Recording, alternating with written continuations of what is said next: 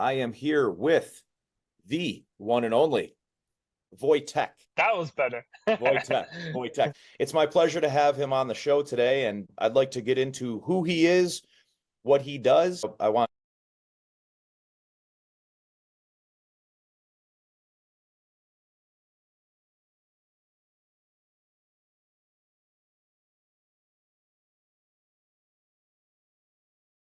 everybody, to kind of hear his story. So welcome to the show. Thank you very much. Thank you. It's awesome to be here. Thank you. Thank you. So wanted to kind of start out with who the man is, right? If anyone's not familiar, came over to our country, was a professional tennis player, is still a professional tennis player, was ATP Tour, was ranked for a little bit, doing circuits and doing things of that nature. Sometimes with a lot of the athletes that I've had on the show, things don't work out exactly as planned. He is not the next Andre Agassi or Boris Becker, but he is simply exactly who he is, and he should be awfully dang proud of that. So tell us a little bit about your story, man. What's led you up to where you are now? I really appreciate that. So yeah, longer story, born and raised in Poland, like you said. For some reason, I'm a third child. I'm the youngest. I have two older sisters. They're 10 and 6 years older. Everybody's still in Poland. My parents, I'm actually going to pick them up in a few hours from the airport, coming to visit. I have 7 nephews and nieces. So the whole shebang in Poland still. Awesome, so I'm true immigrant, fresh off the airboat, as I call it. So for whatever random reason, my dad was an athlete in the family. And for whatever reason, watching him play tennis, that stuck with me when I was 6. And I said, I really want to do it. Right. And, ups and downs a little bit, but pretty early on at age 9 or 10, I started saying, I want to be number one in the world. I want to be number one in the world. I want to be the best at it. So everything I did from that moment on was driving it. My parents, amazing people, their career also kept growing with my needs for financing that kept growing. Tennis, unfortunately, you need to spend significant amount of money. And they, on the professional level, right? When you need to train a lot, there's no teams, there's no offsetting cost. They probably spend about between $200,000 to $300,000 over my career, and that's in Poland. Yeah. Imagine it's more like 3-4 times that amount, compared to here. So they could have had more houses, more Ferraris, potentially, and they decided not to. They decided to invest in my tennis. I hope it's paying off. So then from age about 15, 16, I was sort of outgrowing the situation in Poland, couldn't quite find the coaching.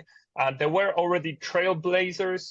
So actually, I'm the same age as Agnieszka Radwańska, who was our legendary tennis player, retired 2-3 years ago, but she was top 5 for almost 10 years. Yep. Incredible. She was, I think, 2 at one moment. And she was the one that blazed the trail for Iga Świątek, who is right now incredible player. She's number 1 in the world already. She is 8 all time on the longest number 1. She won 5 Grand Slams. I love the way you say her name. I love the way you say her name. Anybody else in the world would say Iga Świątek. No, it's Iga Świątek. Iga Świątek, actually, as I say. She was over on the practice courts and she smacked the ball up, and it was actually caught by my family, grabbed it, and it wasn't me or my wife. And I can't even, I'll give a shout out to my dad, Kevin, who is a tennis pro. He's a teaching pro, and he has been for a long, long time. And it was hilarious that she fires it up to him and he grabs it like a little kid. And then I saw him like 2 hours later. I said, where's the ball? And he's got it in his pocket. He's got a napkin wrapped around it because she signed it. And he's treating the thing like it's, he's like a little kid. He got this ball from her, but she's an unbelievable player. And I'm sorry to interrupt. It's an incredible story. And now I'm actually extremely excited to tie it up to Buffalo. A huge shout out to Jessie Pegula. She had this massive win in semifinal against Iga. She was struggling a little bit against Iga, like everybody else over the last few years. But she has won a huge semifinal, first time in her career to get through to semifinal. So that was quarterfinal. That was quarter, she was 8 times, I think, and that was the 9th time. 9th time was a charm. She got through and did it in a big style, amazing. And she just followed it up with winning semifinal. So she's in the final, and she's playing against Sabalenka. You cannot buy success. You can buy training. You can buy opportunities, but you cannot ultimately buy talent, hard work, and success. So when you're in a situation where your great-grandchildren are already taken care of, you actually being on court is you wasting money, because if you were in the family business, your hour would be worth much more than being on court as a top tennis player, right? Insane situation. You have every reason to quit through all the bad luck that Jessica had in the past, all the injuries, and everybody telling her just it's enough. You showed, and she was like, no, I want it, I want it, I want it. The fact, again, extreme resilience, the fact that she has switched the coach a year and a half ago, one of the best coaches of all time on tour, who has taken her so high, and she has taken that such a difficult decision to say, all right, you took me that high, but because I still want more, I'm going to take a risk. Last thing I'll say about Jess, you're absolutely right in everything that you just said. It would have been so easy to just say, you know what, I can go do anything else in the world. Right now, I'm 26 years old or 27 years old. I can do it. She's so young, but she's old for tennis years, right? Correct. Like, you know, you struggle. She's been playing since she was 17, 18. You struggle, and she was what, 6, 7, 800 in the world, and it was this girl from Buffalo. We would say, oh, there's a pro from Buffalo. She's an up and comer, and she'd be 200, whatever. And finally, now to see the success, I'm with you. I am so proud of her and the fact that she stuck with it. I can say that I wanted to have you on to hear your story and to bring a little bit of tennis recognition to Buffalo, New York. When V and I spoke off camera, it was kind of one of those things where I said, you know, Buffalo or tennis in this area has a reputation for being either like a rich man's game, you know, or a non-contact game, or it's for this type of person or whatever. But I do want to jump back here. So you're in Poland and you're getting... correct. So I realized I cannot quite find my path in Poland anymore. And I get very fortunate to start working with Michiel Schappers, who was a former professional Dutch player, one of the first Dutch players. I'm born on the same day as him, and he still remembers. No, not same year. Okay. 20 years. I don't know who he is. I don't know. 20, if he's 80 years. If he's 80 years old, I apologize. No, he's 29 years older than me. Okay. And he still says, I remember specifically. I remember specifically what I was doing on the birthday that you were born. I'm sorry, buddy. I'm sorry. I butchered that. So I don't expect you to remember, but the point is, he's a great Dutch player and he's a great coach, and he is who, huge shout out to him. Everything I got in my tennis game, especially later on from age 16 to 19 was through him. But I was spending half of my time in Poland, half in Holland. A lot of juniors, and then it gets very expensive to travel without any hope to make any money. So at age 17 or so, before my last year in juniors, because it would be close for me to make Grand Slams, and because of it would take a lot of money and effort to make Grand Slams. Right, with the satellite. Correct. So we decided to went pro. In tennis, that going pro is you just play professional tournaments. That's all it means. Right.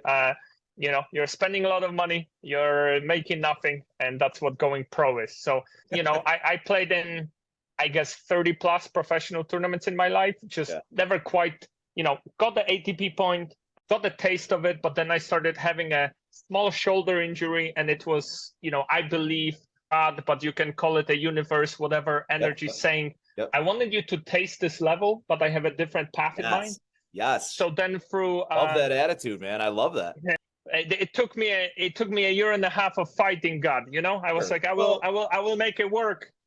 It's more a personal, like, hey, I'm letting myself down. I'm letting my family down. I'm letting all of these people down that spent all this money. It's almost a guilt. It's almost a guilt that comes over you, right? That's it. Also, where's the line between a drive and stupidity? Right. I mean, anybody who achieved anything, entrepreneurs, been broke multiple times, and then they made it, right? Athletes, they failed so many times. Jessica Pegula, I mean, how many times, Jordan. Right? Correct. So I guess a year and a half was enough for me, especially that the point kept being pounded into me. And then in the last second possible, God put on my path a kid who was going to William and Mary College in Finland. I'm visiting my mom on her project. And then if I didn't do it as fast as I did, I would have been ineligible forever. Okay. And instead, I was redshirted for like 2-3 games. Yep. I actually went to Tulsa, Oklahoma. Okay. Shout out to Coach Winston. There, he is an incredible guy who was able to get me through the NCAA work within 2-3 matches instead of redshirting entire year. Unfortunately, I didn't. So you played tennis at Tulsa University? That is correct. So coach and I decided this is not the right place for me. And I was about to stop. And then through different circumstances, Coach Lee Nickel from University of Buffalo said, reach out, or somehow we connected. And basically he said, listen, I'm coming in from Alabama, University of Alabama. I was assistant coach. This is my first head coach. I have big plans for this program, but this is a lower level D1 program. Even if you play 50% of your level, you will still be, our one of top players. And with your experience, I want you to help me grow it. Yeah. So I said, you know what? Why not? Let's go. Now, most important thing for me is on the women's tennis team was Denise. And Denise is a 6-foot-tall Indonesian player, tennis player. And we fell in love. And we are right now just celebrated 9 years married, been together for 14 years. And congratulations. 3 beautiful children. Thank you very much. She went into banking after this. She went into HSBC. You guys know HSBC moved out from Buffalo. So we had to move to New York City. And so when I graduated, we moved to New York City, and I was drawn back into tennis, started working at the John McEnroe Tennis Academy. You can try whatever you want. You're always going to end. Yeah, you knew it would always end up with tennis. That's it. So started working at the John McEnroe Tennis Academy. Shout out to JMTA. Is that right in Manhattan?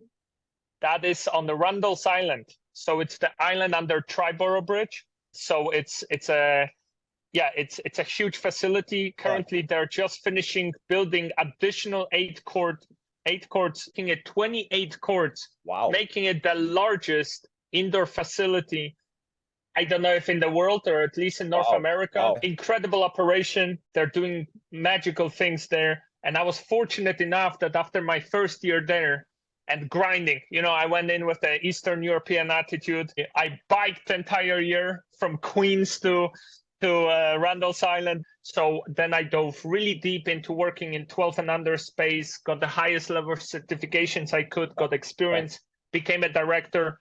And then when we got green cards, we were able to move somewhere.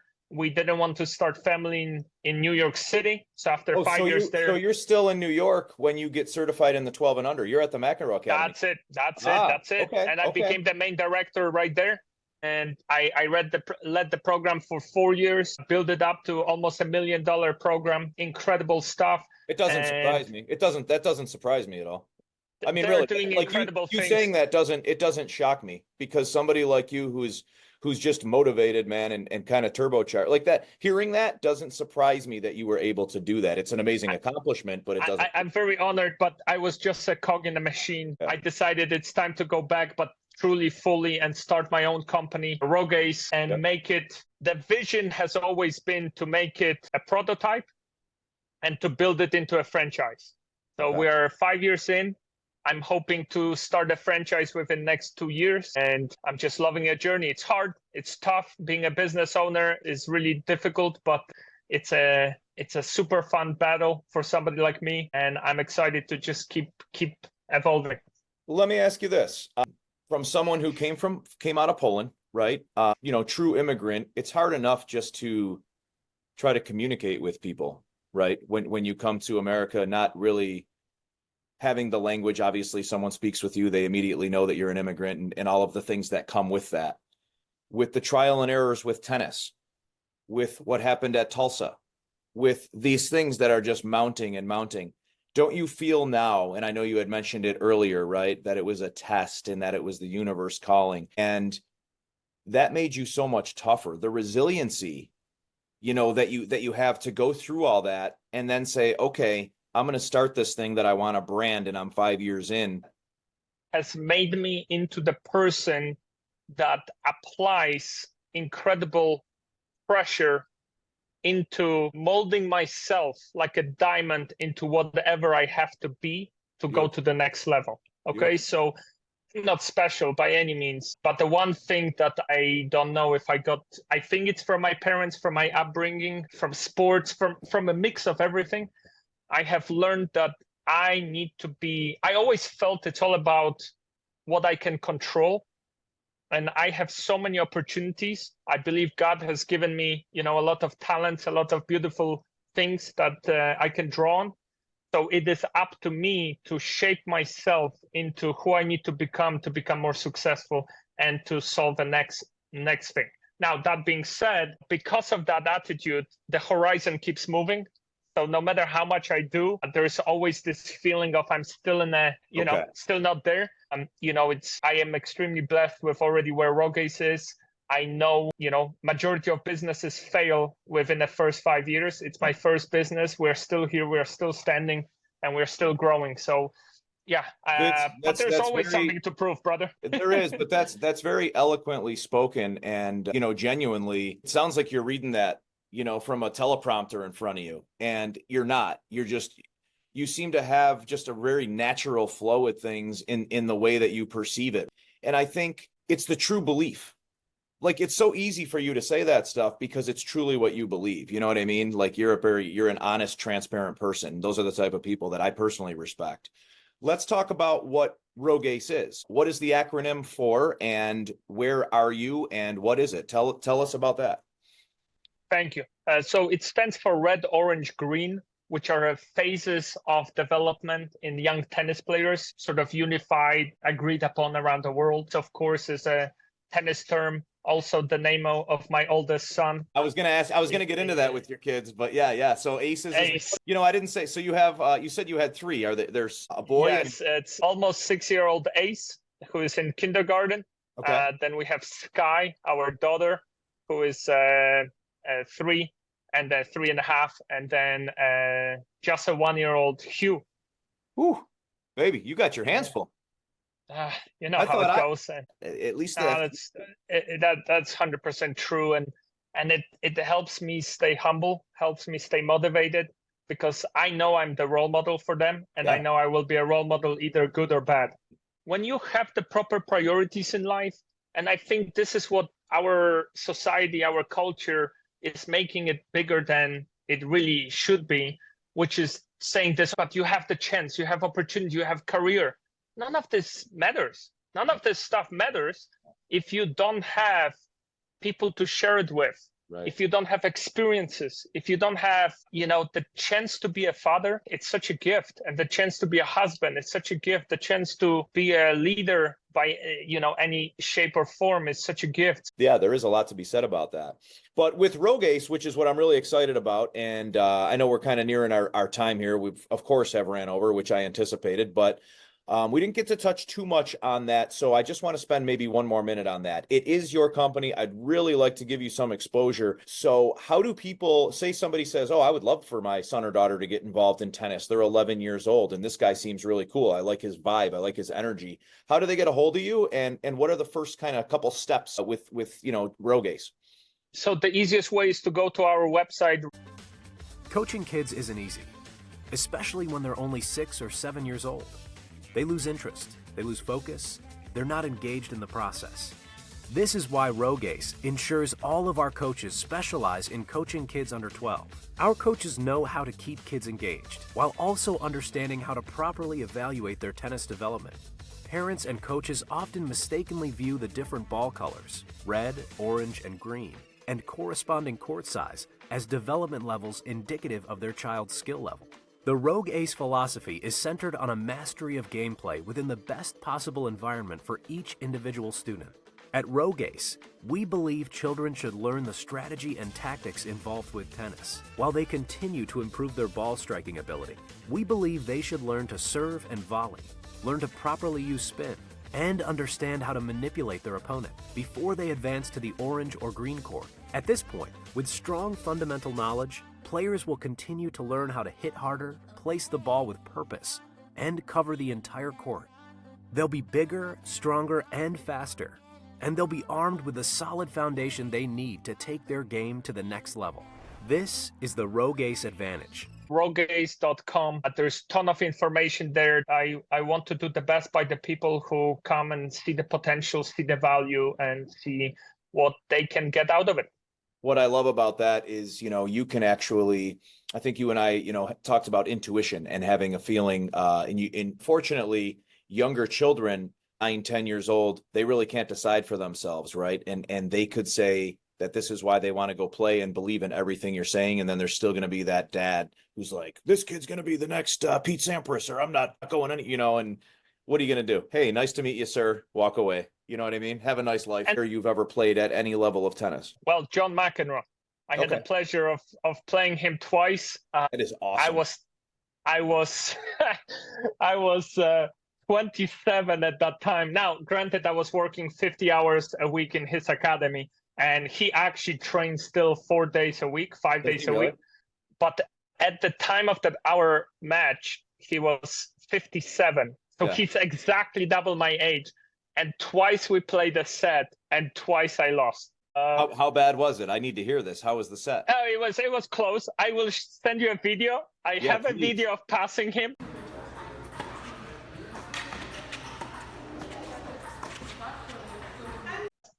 This is my claim to fame. Absolutely, I'm retiring. You better send me that video, because when I edit, it's going to go right there. That's it. You guys will see, but still, I lost that set. So one set was 6-4, another set was 8-5. Listen, he is literally a Vincent van Gogh of tennis. That guy his technique is not perfect. I'm sorry for everybody out there, right? But he has so many things, but the understanding of what happens between his racket and the ball and the court, it's on the level I cannot even smell, right? It's a level that I cannot comprehend. It's incredible the way he positions. Every time he was all the time where I was sitting. Every time he was doing his thing, he was passing me. I was like, what in the world is happening here? And he did that, when he was highly competitive, man, back with the wooden racket. That was his thing too. Everybody kind of thinks that his legacy is that he would argue with umps, right? And kind of make his name that way. And if you truly watch Johnny Mac, the level of play, watching him and Connors battle in some of those matches is some of the best tennis you'll ever see in your life. Yeah, and it was pure fire. It was pure emotion. What's the fastest serve you've ever inbounds? Were you a big server? No, I'm a big returner. I never really hit those huge serves. I probably 110, 115. That's one of the area that I was lacking a little bit in. Yeah. I feel like in today's tennis, the John Isners and some of those guys with these massive serves. The Ben Shelton, 153 or whatever. I said, as a returner, when you see 153, you basically just stick your racket out and hope it's a winner down the line that comes back, right? If you can see it, because it's like baseball, that last few miles, I just saw some kid throwing 105.8 at the game, baseball. But the point is, the difference, baseball player will tell you, the difference between 98 and 105 is like you might as well go from 98 to 0 and 98 to 105, right? In tennis, the 120 is a complete normal serve for the men's tennis. Right. The 130 is you can barely see it. The 140, it feels like an atomic bomb has been slapped at your face, right? And the 153 is just I don't even know. Last question: what is your favorite surface to play on? I think I would have been incredible on grass, but I never had the pleasure to play on actual grass. No. So I'm an indoor, I played really flat with a great feel. Yeah. So if the less circumstances that I need to control, like weather, the better. So indoors, fast surface, I was the best at. So I think grass, I would have done really well. I have a nasty slice, old school. Yeah, that would work there. That works over there. This was a lot of fun. This was great. I know you gotta go pick up the parents and listen. They did. Tell them when you see them that D Money told them that they did a phenomenal job raising their son. I want you to tell them. I really appreciate this. Is incredible. Thank you. Thank you for everything you do for the community. Thank you for what you do for the sport. This type of message needs to be heard out there. the people who you bring, and the way you lead the interviews. You're an amazing guy. You lead by example. So thank you for everything you do. And, let's keep growing it. We will be seeing a lot of each other. We definitely will, man. And again, thanks for coming on. Enjoy your evening. Are you into American? I love it, brother. Are you into NFL football or no? Are you into football? I'm not too much into watching football. I'm sorry, guys. Everybody go Bills, but I don't really. I don't really watch. We were friends up until that. I'll see you, brother. Have a great night. All right. See ya. Bye.